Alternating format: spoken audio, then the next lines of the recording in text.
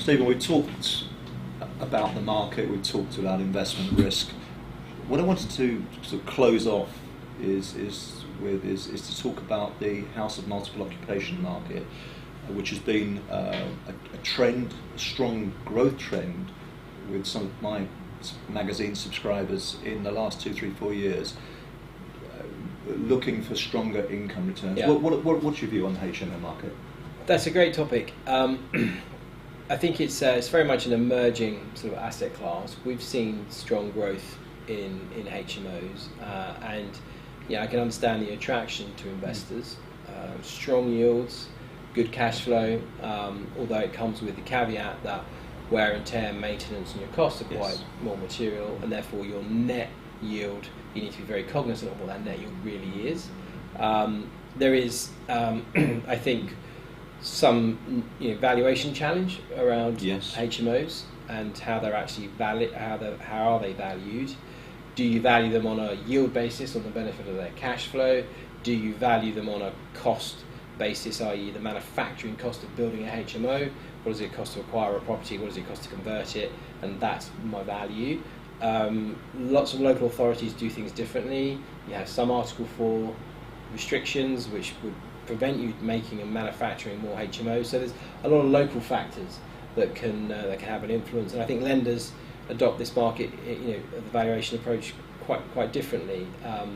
We as a bank like it as an asset class. We think that the macro environment is strong for HMOs, principally driven by the affordability challenge of renting whole properties. We talked about the sort of the wage constraints and kind of rising rents.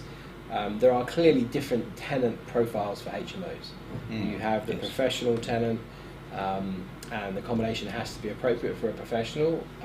You have kind of local authority tenants, you have key workers, you have students. And I think it's very important for an investor to understand what is their target market. Is their target market sustainable? Because the HMO is great, but it's only great as long as you can rent 6 rooms. And if you can only rent 2 rooms and you've actually converted it with kind of en-suites, who wants to buy a house with 6 en-suite bedrooms and no lounge? So I think it's really, really important that the investors truly understand their target, the local market dynamics, the supply and demand. Student accommodation is quite popular for HMOs, but there you're competing against purpose-built kind of high quality accommodation that institutions are now building. You're competing against halls of residence, and if you're in a poor location for a university town as a HMO landlord, you may be the first ones to fill voids and a lack of demand if something happens to the student population. So there's lots of factors.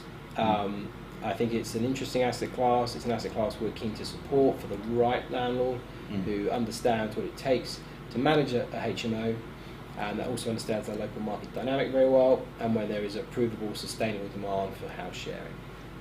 The one caveat to all that is the valuation approach, and for investors you need to be very cautious around what valuation you think you're going to get from a lender, because they vary quite dramatically.